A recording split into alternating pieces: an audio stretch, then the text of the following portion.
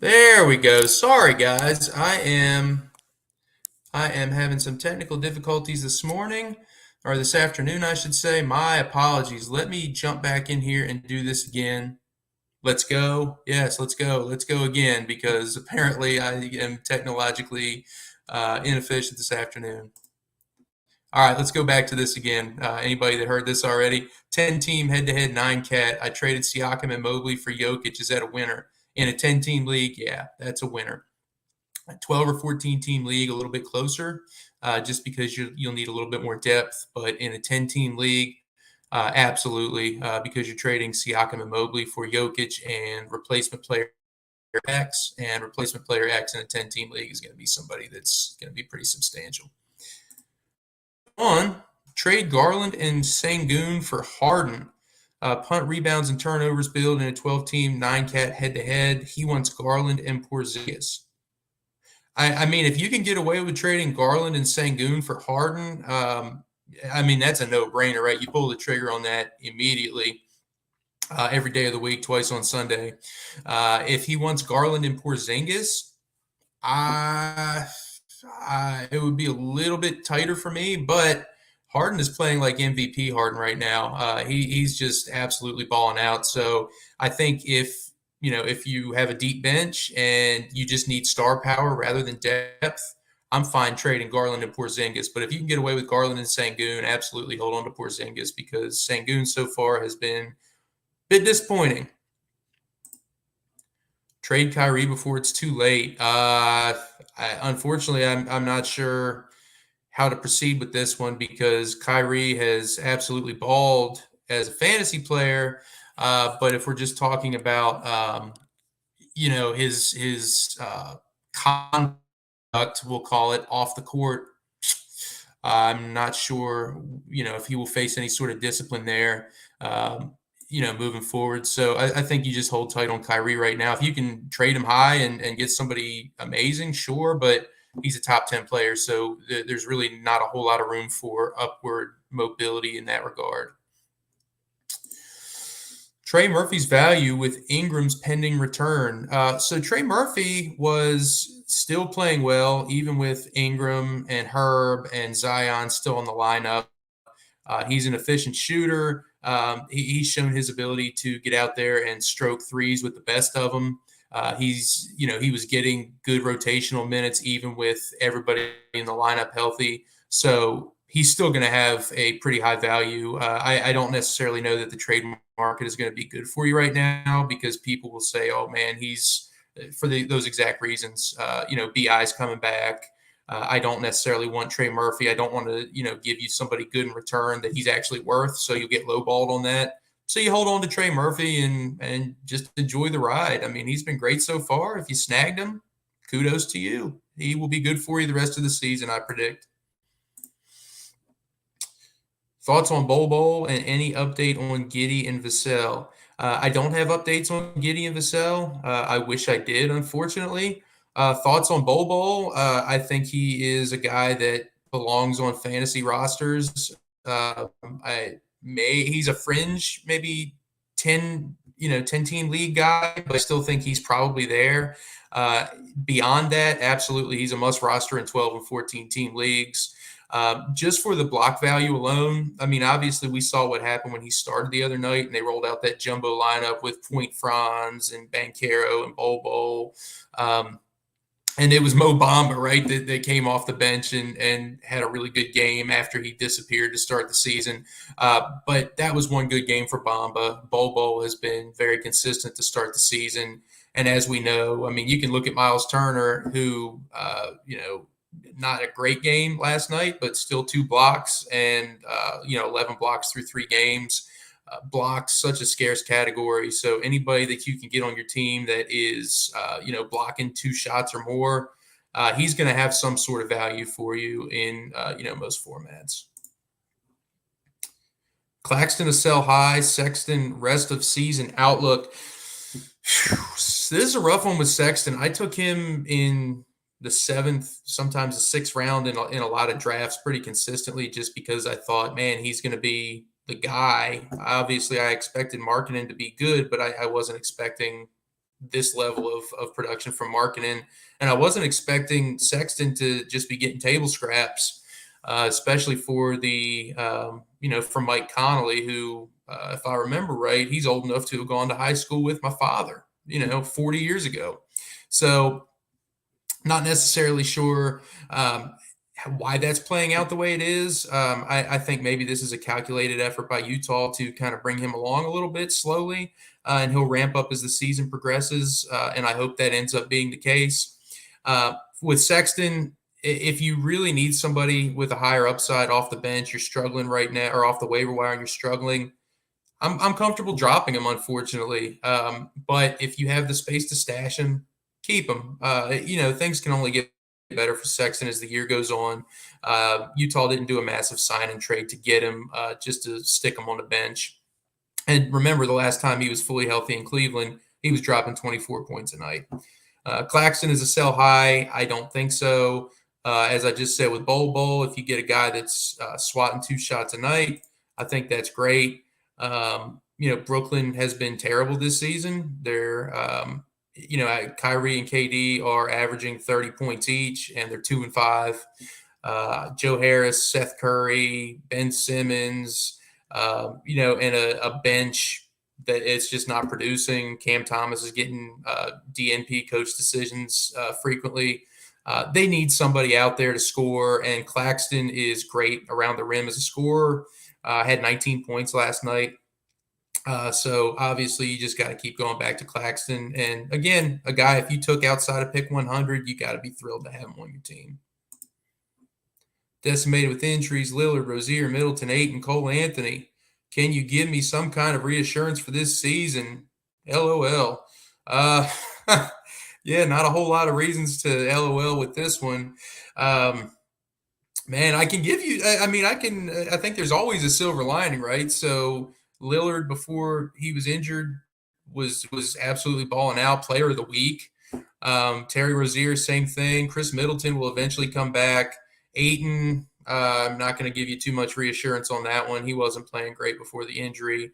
Cole Anthony, again, not going to give you a ton of reassurance there.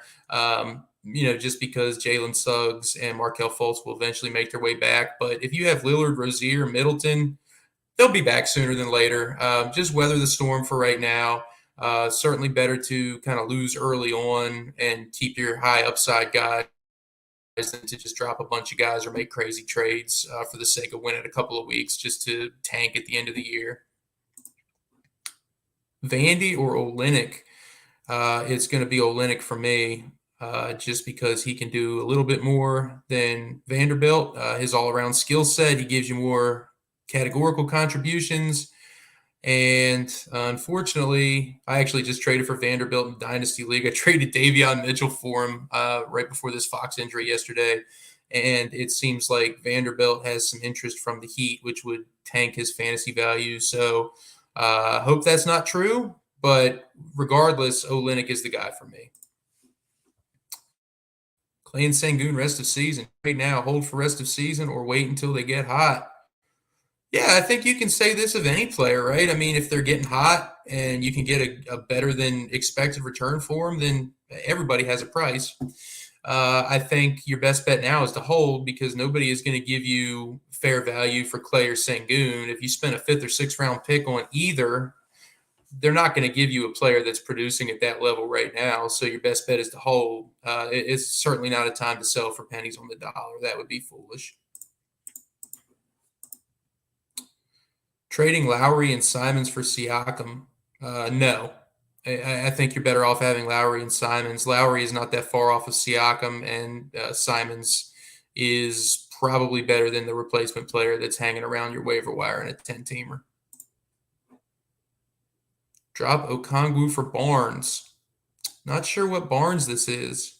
If this is Harrison Barnes, then no. If this is Scotty Barnes, then yeah, beam me up. Go ahead.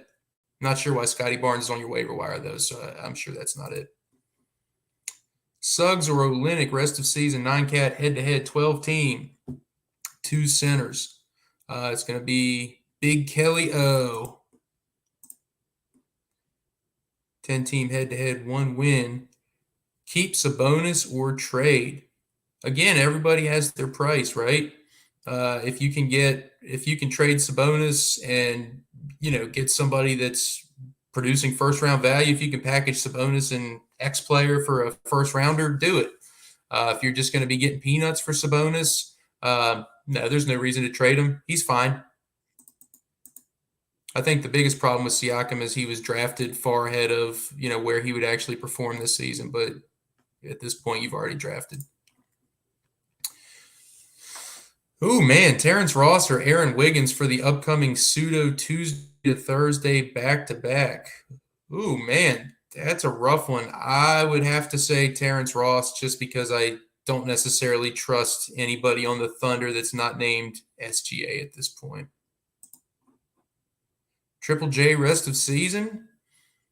Hopefully he's back sometime this month. And if you were able to stash him on IL and withstand, 3, 4, 5 weeks of not having him, he could be a league winner for you.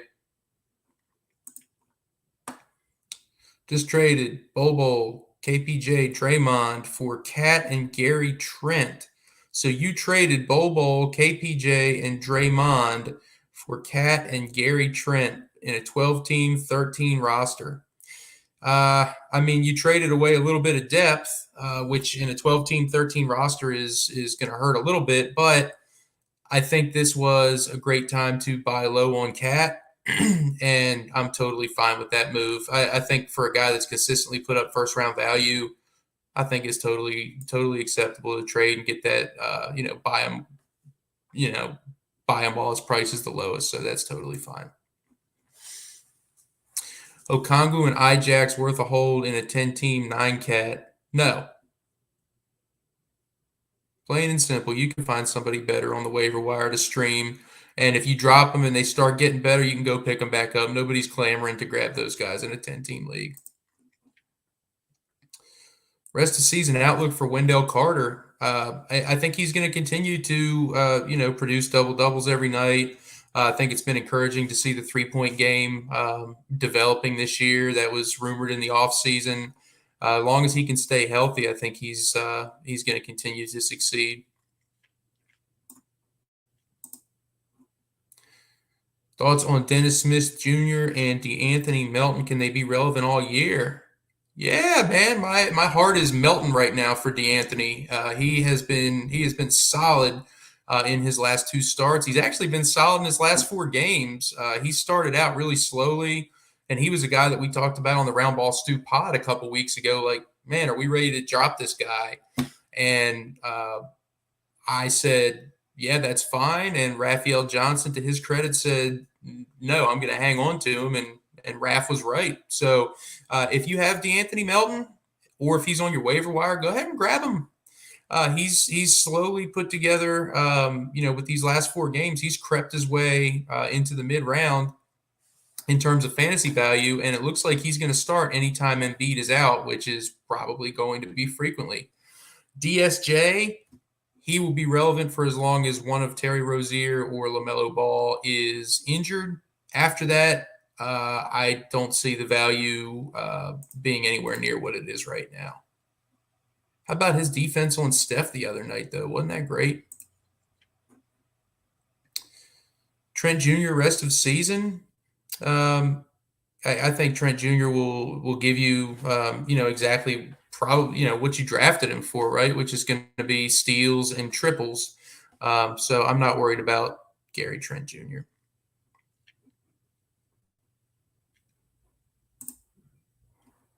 Guys, don't forget the thumbs up. I cannot read your name there. I love the Hammerhead Shark profile pic there. Don't forget the thumbs up. Yeah, appreciate any thumbs up, guys. Again, I should be giving you a thumbs up. Appreciate you guys stopping in and talking hoops with me. I love doing this. Let's see here. Moving on.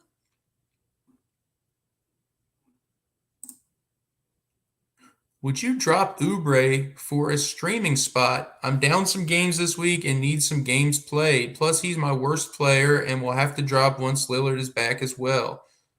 Also, what's up with Jalen Green? So, Lots to unpack here. I think, let's see here. Let's start with the first part of this then. I think if Oubre is your worst player, go ahead and drop him. This is situational, right? So if a fantasy writer, if I go on Twitter and say, hey, this guy's droppable, or I'm comfortable dropping this guy, or if I write an article and say, hey, I don't mind dropping this guy, this is situational, right? So if you're in a 20-team league, you're not going to be dropping Kelly Oubre. But if you're in a league, like Jay is here, which, maybe 10 or 12 team league, and Oubre's your worst player and you need some games, yeah, that's totally fine. Not everything is black and white in fantasy hoops. You've got to play the situational game. So if you need that spot and you need some games, go ahead. Especially that's a good preemptive move. If you need, if you're going to have to drop him when Lillard's back anyway, go ahead and just strike early and grab somebody that can give you some extra games this week. What's up with Jalen Green? He's a shooting guard that plays for the Houston Rockets, and he's in his second season. But seriously, no, Jalen Green is in a terrible shooting slump. I thought he would break back out last night against the Clippers. He's been really bad. But the thing with Jalen Green is he's shooting poorly, but he's not afraid to shoot. He's still taking the shots. We haven't seen his confidence wane at all. Just keep riding him. He will be totally fine.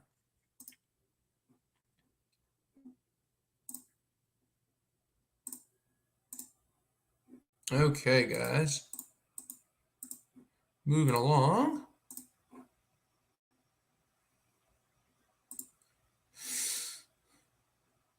What does the Fox say? Do we know about De'Aaron Fox yet? I want to grab Davion, but I'm not looking for a rental. Yeah, I know, man. It's I put a ring on it with my wife. We don't, it's nice to have somebody that's going to stick with you in the long term and be there for you in old age. You don't want to just have a fling, right? So I get it, right? You don't want a rental, but you also don't want to miss out on the potential of landing somebody that can be really good for you. So if you have somebody on your team that is that you're comfortable dropping, or if you have somebody you can stash on IL and pick up Davion, go ahead and grab them. You're not going to win your league, obviously, by just sitting on guys that don't have high upside. Davion Mitchell is a high upside guy. So if you have somebody you can drop for him, go ahead. Be preemptive about it, because if news comes out that Fox will miss 2 weeks, guarantee you're going to miss out on him. Hey, Zach. JJJ is on the waiver wire, 14-team, 10-cat head-to-head. Is he worth the stash? Hey, Paolo, absolutely he's worth the stash. I would drop some major fab or use a priority waiver ad to grab him right now. Herb or Trey Murphy rest of season. Oh, this is a juicy one. This one is really tough for me. I think in my gut, I really think Herb is more of a defensive specialist, and I think his value decreases a little bit when the rest of these guys are healthy. But I think Trey Murphy, as I mentioned earlier in the stream, is a guy who has been really good even when everybody's healthy. Mainly because of his efficiency and his ability to knock down threes. So give me Trey. If you have both on your team, go ahead and trade Herb, I think, if you can get somebody for him, or just play both. This Pelicans team is loaded with just delicious fantasy options. Just play everybody.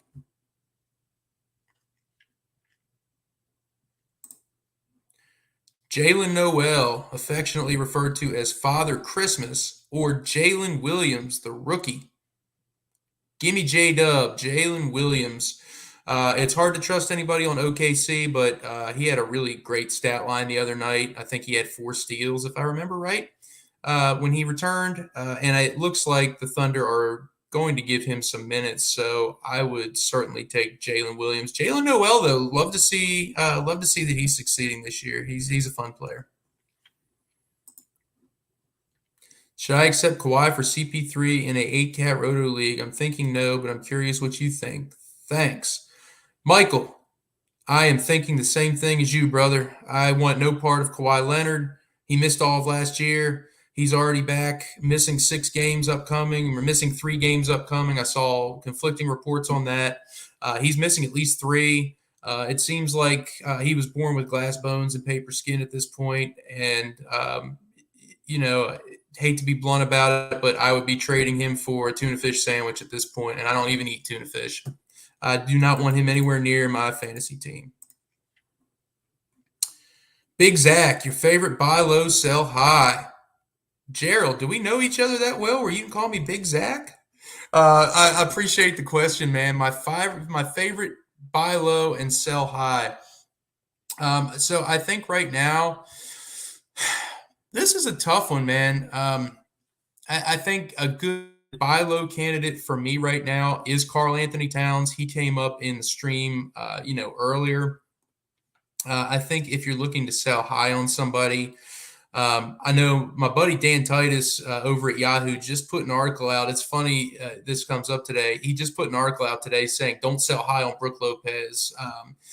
But Brook Lopez, to me, is a sell high, right? He's not going to average 3.3 blocks the rest of the season. I don't think he's going to average 15 and 7 the rest of the season.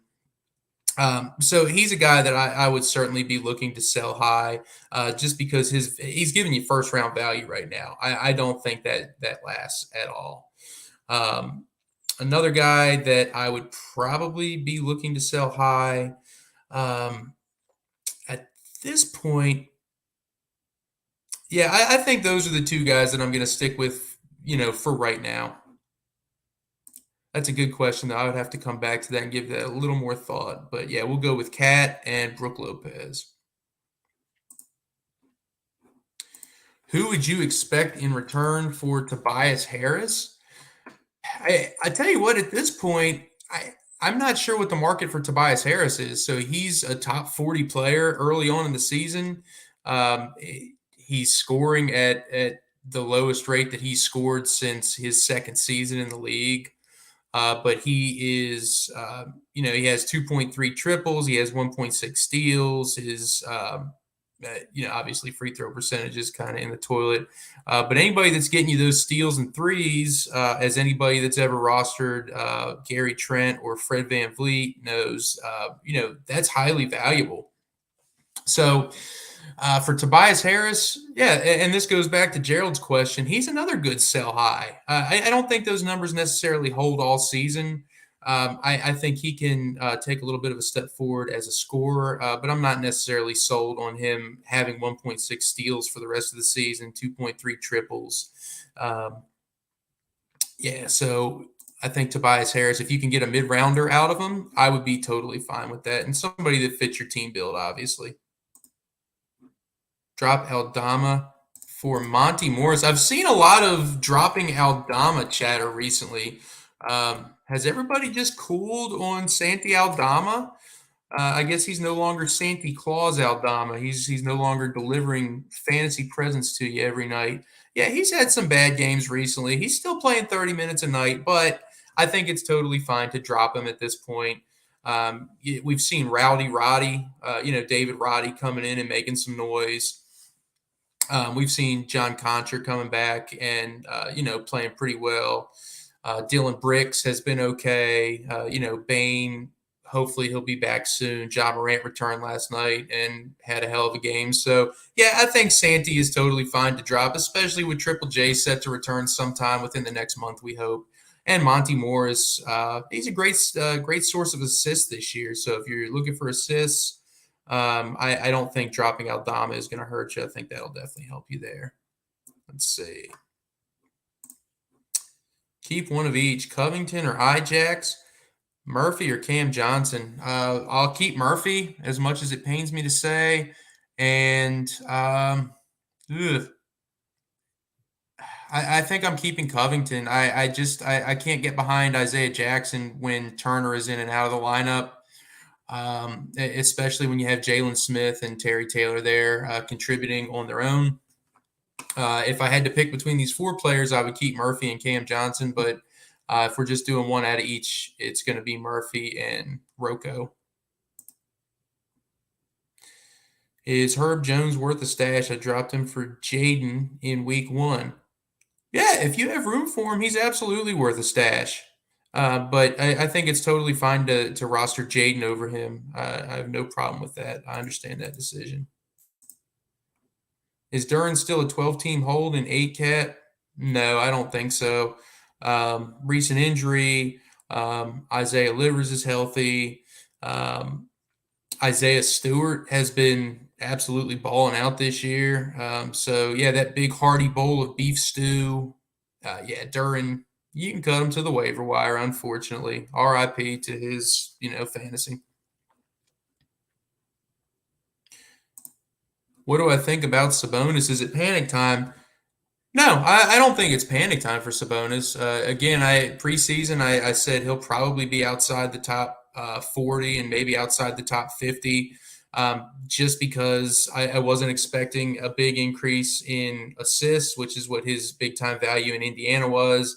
I was expecting a little bit of a decline in the scoring and rebounding departments with Keegan Murray coming to town. So I'm not panicked about him. I think he will be better than where he's currently ranked. I think he will certainly, there'll be some positive regression, but I'm not panicked. And again, if you're trying to decide what to do with him, your best course of action is hold right now. Nobody's going to give you, again, anywhere close to what you paid for him. Ooh, no IL spots or no IR spots for your league. That's rough. Make sure you add those next year.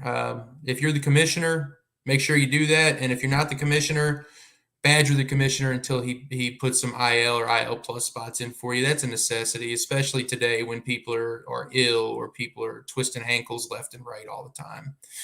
When is the right time to pick up Triple J? At your earliest convenience. So whenever you can afford to drop somebody unnecessary to the waiver wire, pick them up and hold them.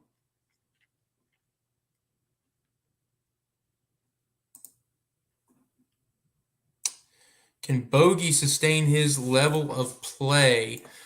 So early on, Bogdanovich is a second rounder. He's not going to sustain that. He's an older dude. He's averaging 23 points a game, almost 4 triples a game, shooting better than 50% from the floor. We're not going to see that level of production all season.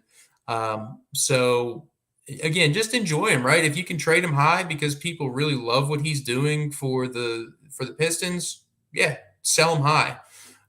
If not, if you can't sell him high, if you can't get somebody that's mid-round value or better, hold on to him and enjoy it. Not everybody that's performing well is always necessarily a sell high. Sometimes we can just keep the guys and love the one you're with. I need not a San Francisco. I need a small forward, and I'm loaded on bigs. I was offered Keldon J for JV. Should I take it? Yeah. Yeah, I would be fine. If you're loaded at bigs, I mean, I think JV is great right now. So if you weren't loaded on bigs, to me, that would be, much closer. And I might tell you to hold on to JV. But if you're loaded at bigs and you need a small forward, yeah, take Keldon J. Go for it. Jalen Williams' predictions for the season. He balled out in the preseason. He looked great the other night. I think he ends up being a viable 12-team option the rest of the way.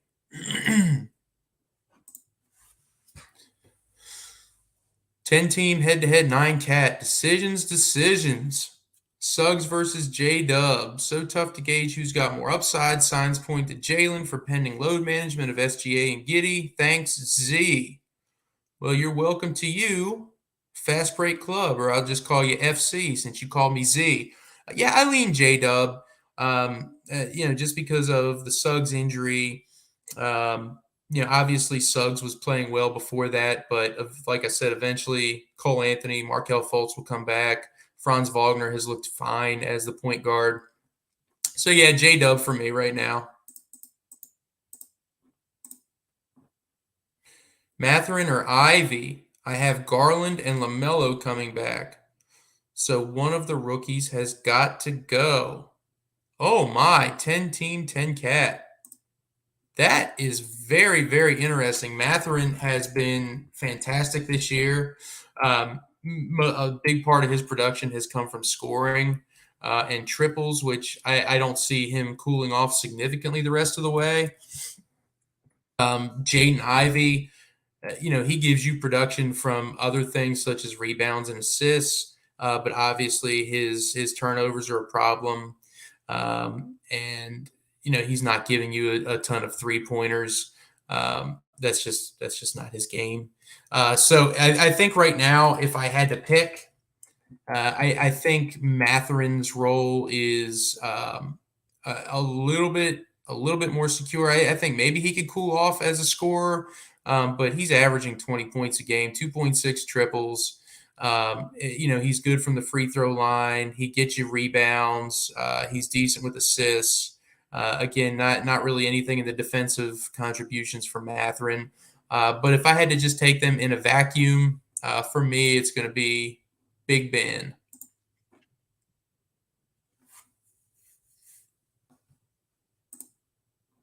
Bowl for Mikal Bridges? Yeah, I would make that move. I'll trade Bowl for Mikal Bridges, sure.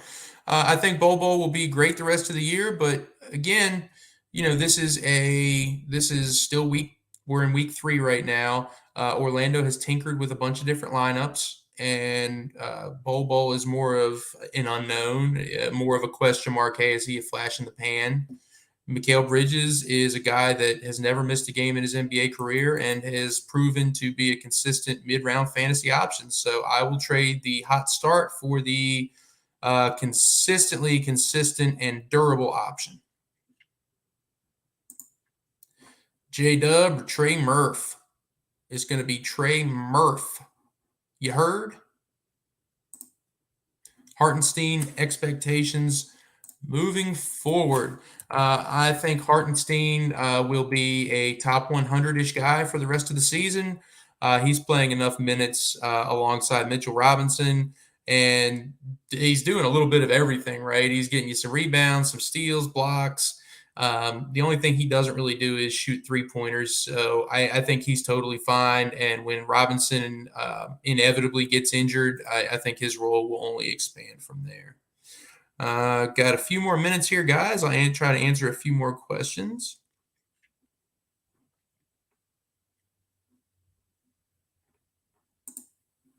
Thanks for doing this, Zach. Absolutely. No need to thank me. Again, thank you guys for tuning in. This is a pleasure for me. So absolutely. Thank you guys. Who benefits the most from Lillard being out? So obviously the obvious answer is going to be Anthony Simons. But I think if we want to take a more, if we want to go a little more in depth with it, I think Josh Hart, Yusuf Nurkic, obviously are going to see, their roles expand. They're going to continue to see their roles expand. But if we're really diving in even a little bit further, I think a guy that is going to still be available on your waiver wire that's going to see a pickup in minutes and production is going to be somebody like Justice Winslow, who has that fringe 12-team value right now. So that's who I'm going to go with. I will go with Justice. Drop Olynyk for Herb or Herb. No, I'm keeping Kelly O and never looking back. He is a beautiful man and a beautiful fantasy player this season. Are Giddey and Keldon J shutdown candidates? I'm not sure if the candidates with a K was intentional because of Keldon. If it was, I love it. I appreciate it. Should I sell high on Keldon Johnson? I don't think so. I think the Spurs have already shown this season that they're committed to winning. They've had some good wins already, some unexpected wins. The Thunder are a little tougher to gauge. I think the Thunder are always the bigger risk for shutdown just because of the treasure trove of picks that they've accumulated. But I think Keldon Johnson is somebody you should hold on to unless you're able to trade him for, just an offer that knocks your socks off that you can't refuse.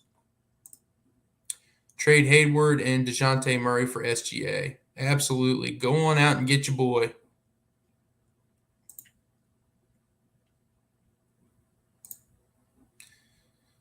Would I roster Kevin Love in a 12-team 9-cat head-to-head? Could he finish top 100? I might roster him. Yeah, I think it's fine to roster him as an end-of-the-bench type of guy. If you have maybe a bigger bench, could he finish top 100? I don't necessarily think that that's in his range of outcomes this season, but I think he still will probably do enough to be viable in a 12-team league. Thoughts on Sohan? Don't fear the Sohan. It feels like he can be a Swiss Army knife of sorts this year. Yeah, it does. He's played well recently. As long as he stays healthy, obviously we know Joshua Primo is gone. Do we think that other guys that they drafted this year, Blake Wesley, do we think that Josh Richardson, do we think guys like that, Dougie McBuckets, do we think these guys have, maybe staying power this year? I don't know, but obviously Sohan has been in the starting lineup and played well. So, yeah, I think his outlook is a bit rosier than the other guys that I mentioned. And I think he's a guy to hang on to if you have the availability. Absolutely.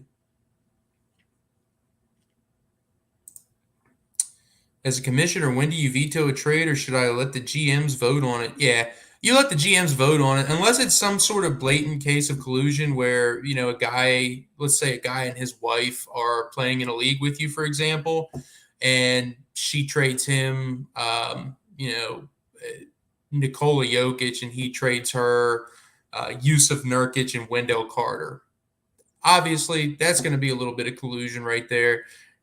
Even then, though, I still think you let the GMs vote on it. I'm always quick to swallow my whistle for a veto. I've never vetoed a trade before. You have the conversation, because at the end of the day, even if it ends up being a blatant case of collusion, the other managers in the league are going to come to you anyway, and they're going to raise a stink about it. If they're paying attention, they'll know. They'll say, man, something's not right here. Let's vote on this. Let's have the conversation. But as a good commissioner, you also need to give a voice to the GMs because you're all in this together. As a commissioner, you're there to facilitate. You're not there to dictate. Let's see. Not a question here. I think just it's okay. This is a safe space, guys. If you want to come here and vent and cry and, just kind of have that moment together, hopefully this is cathartic for you. Hopefully you're not balled up on the couch in the fetal position. I made a huge mistake drafting Clay. Could have had Hero and Poole. So upset. I feel for you. I will pour one out for you tonight. Patty Toe Duck 123. All right, I will do, I think, 2 more questions here, and then I have to jump off of here.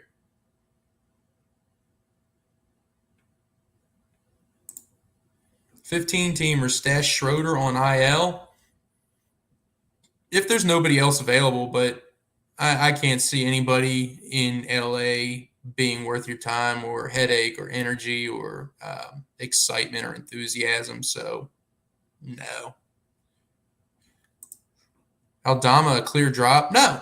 This is a hot button topic today. I've gotten Twitter questions. I've gotten questions on here. It's wild. He's not a clear drop. He's fine to drop, but he's not a clear drop. He's not a guy that, man, I hate Santi Aldama. He's finished. He's washed. He's cooked. He's not a clear drop. All right. Let's see here. Will Josh Hart maintain this 35-plus load? I don't know. It's tough to say that anybody will play 35 minutes except for Toronto starters because they'll play 40 minutes and they'll play until their shoes are worn down to the nubs. Will Josh Hart maintain this 35-minute load? I don't know, but do I see him going any lower than 31 or 32 minutes the rest of the season? No. He's a key player on this team. He's a key starter. They're going to give him a ton of minutes in Portland, and especially with Dame, being out of commission right now, obviously he's going to continue to see plenty of minutes, and he's been awesome this year. Is Lonzo a stash? I don't think so. Obviously this is situational. If you have the space, sure. If there's nobody on your waiver wire, if you're in a 20-team league, sure. But if you're on a 10 or 12-team league, there's probably other guys that you would rather have and you would rather occupy your roster spots, guys that are going to certainly play for you this season, whereas Lonzo is a ginormous question mark. And the last one, again, not a question, just a comment. Thank you, Zach, from Fantasy Hoops Noob. Fantasy Hoops Noob and everybody else that tuned in today. Again, guys, this is great for me. The fact that you took time out of your day to sit here and listen to me ramble on, like a goon for 40 minutes and talk hoops with you. It's truly something that is amazing to me and something that I love doing. So thank you to everybody that tuned in. Very much appreciated, guys. And I will be back on here in 2 weeks. Jared Johnson will be back on next Tuesday. And I will see you guys in 2 weeks. Have a great rest of your day. Best of luck in your leagues. If I didn't get to your question today, because I didn't get to all of them, you can find me on Twitter at Zak the Monster. You can feel free to drop in there and shoot me a comment, shoot me a DM, and ask those questions, and I will make sure to get to each and every one of them by the end of the day today. Have a good one, guys. Take care. Bye-bye.